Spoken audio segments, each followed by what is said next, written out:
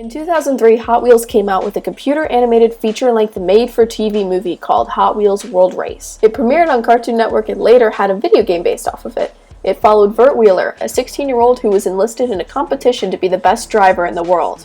2 years later, in January of 2005, Acceleracers was released. The same director, Andrew Duncan, made 4 movies to serve as direct sequels to continue the series. Sadly, when Sony took a hold of the rights from the Warner Brothers, the 5th and 6th movies were never made. No information of the films has been disclosed since.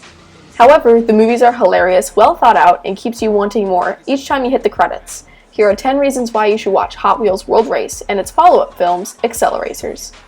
Side note, there will be a small con section at the end as well. Number 10.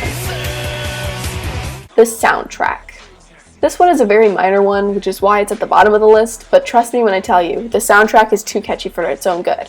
Years after watching these movies, and I still end up singing along to some of the tracks. You'll never see me coming for sure. When I hit the ground, I hit it running. Go, go, go, go! Even if there are some duds.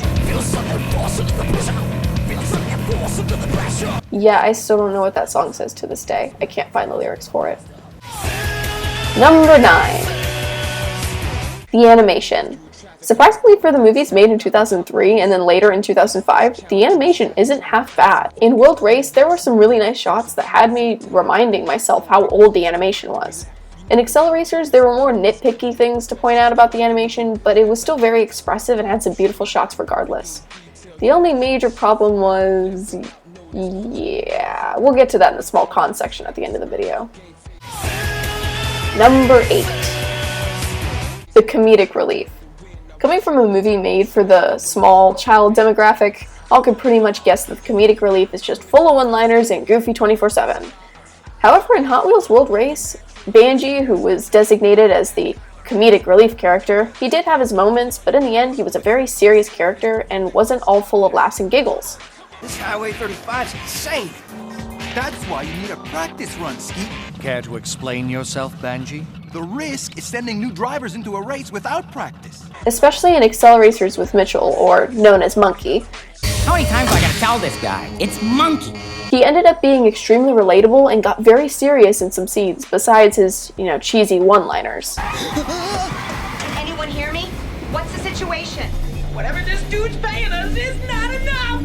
Who said anything about being paid? No! However, in my opinion, Vert is the king of cheesy one-liners. I heard Kurt Wilde ran off. Like he was some kind of spy or something. It's pretty wild. Really, Vert? Wild. Number 7. The plot. As one of my friends said over Tumblr, the plot is pretty much lightning in a bottle. No pun intended, I swear. It always keeps you on your toes, and in my opinion, the plot never really slowed down.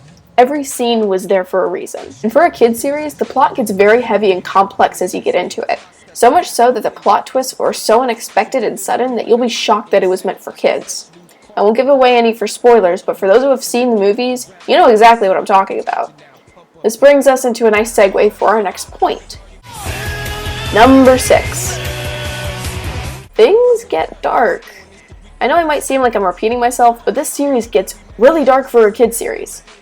It deals with, and I will be vague to avoid spoiling anything, various character deaths that cause trauma among characters that end up affecting their decisions. Yeah, murder doesn't just happen. Not to mention blatant outright quotes around, this person died along with this person and this person because of our actions. What? Dealing with the loss of a loved one in a family problems in general. Do you know how sorry I am that I had to be away so much? Being thrown in jail and straight up gut-wrenching fear of the main baddies that lives are being put up at stake without them even knowing. Why?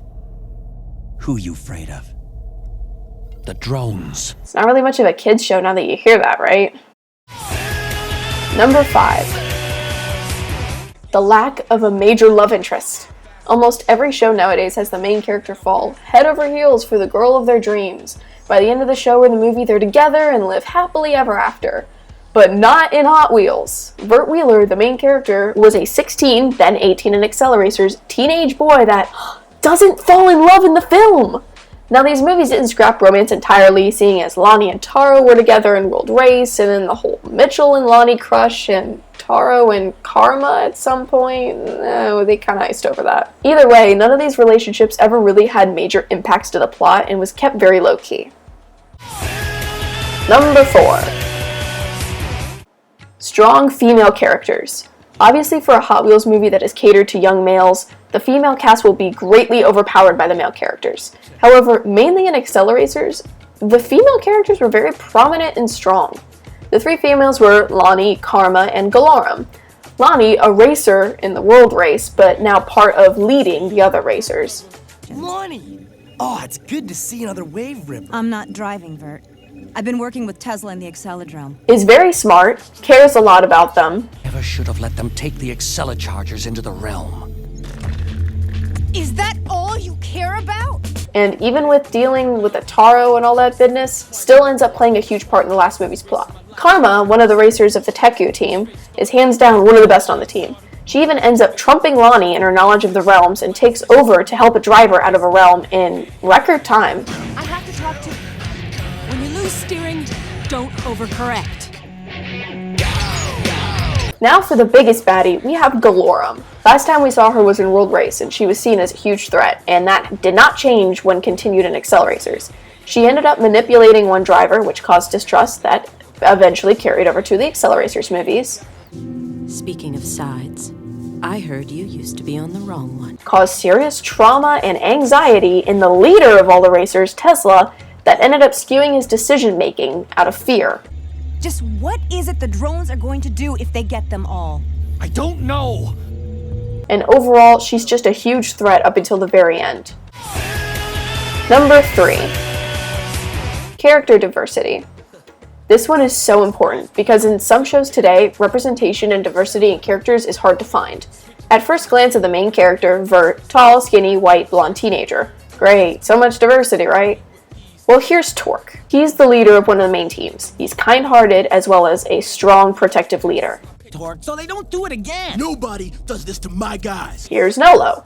He's another leader of one of the main teams. Thick accent, problematic, dealing with a very serious issue, again, I won't be specific for spoilers, and trying to get back on his feet and sort everything out while trying to be the best leader he can. You earned this, not me. We've all earned it. Now get out there and win another one. Here's Tesla, the main head honcho that is leading all the teams. Handicapped, imperfect, but still trying to be at his best, but hits roadblocks along the way. Look what those drones dudes did to us. Look what they did to me. We have work to do. Shirako and Kadeem, 2 Asian drivers who break any dumb stereotypes and are both sweet and down to earth. Not to mention, both kick serious butt, but not to the point where it's, OMG, you're an Asian, you must be a black belt like Jackie Chan, obnoxious. Number 2. Every character is complex. This might have been obvious from the last point, but throughout the movie you learn backstories and motives to almost every single character. You have Vert's insecurity with his driving, and it even gets into his problems with his father. They're probably doing better without me. You should quit, son. And he's supposed to be the perfect, flawless main character. Torque, supposed to be a perfect leader, has to deal with serious guilt about a life-changing event that seriously hurt another driver. Again, avoid spoilers about that. You even got to see another side of Diesel, or known as Porkchop, who seemed tough and unbreakable while learning his backstory. You even got to learn more about Tesla, who had heavily fear-influenced decisions even when he's supposed to be a level-headed ringleader. Only a few didn't get backstories, but were fleshed out and had distinct personalities regardless. None were copy and pasted or seemed Mary Sue-esque. Number 1. It connected perfectly to Highway 35. Strap yourselves in, everybody, this is a big one. Seeing as World Race and Acceleracers had the same director, having a consistent plot was pretty much a given. Let me tell you, Andrew Duncan and his team did things right.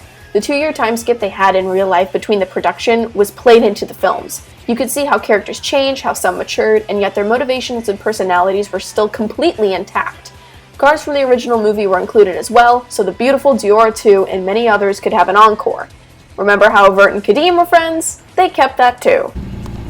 Vert, it's been a long time. Good to see you again. Miss a character that didn't make the main character cut? Don't worry, they're referenced too. Dan Dresden, Alec Wood, Benji Castile. Even if people missed out on the original movie, they cleared that up real quick in the beginning of the first movie. Nobody was left hanging. So what's the big deal with this Highway 35? Tesla recruited the best drivers for the World Race. Even the symbols in World Race that everyone thought was just pretty much random for the sake of the film ended up being all of the symbols for the realms and Accelerachargers. I really mean it when I tell you, no stone was left unturned. All questions linking the two were answered, seldom a few because of the lack of the 5th and 6th movies. For 2 years after, these movies could have ended up a lot worse. They could have done something completely or totally different, Battle Force 5, but they stayed consistent and kept it together. That meant a lot to the kids who grew up with them, and it really doesn't happen often that a sequel is a positive addition to the series, not to mention 4 more movies. And of course, you can't have a movie without some cons. No movie is free of some downfalls, and I'm not going to be one to avoid these just to convince you to watch them. As this was made by a different animation studio, and I'm referring to the Acceleracers, a lot of people point out and know that the Acceleracers' body proportions are a bit off, but come on guys, it was 2005, and it was made for a TV movie, so back then it was pretty good. But hey, Taro, you okay, buddy? Took quite the turn over the course of 2 years. Of course, we didn't get to see the end of the series, so there were a lot of unanswered questions, but hey, I guess that leaves it up for people to form their own endings, I suppose. As mentioned before, we didn't get backstory for all the characters, but that would have most likely been solved in the remaining 2 movies. Overall, they're very funny, lighthearted, but sometimes dark, yet exciting movies. Strong, diverse, and complex characters, as well as relatable comedy reliefs. And please don't forget those cheesy one-liners. Tesla must have forgot to pay the light bill. Hope you guys enjoyed the video, and I'll see you next time.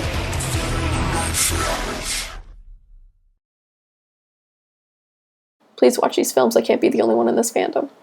Please.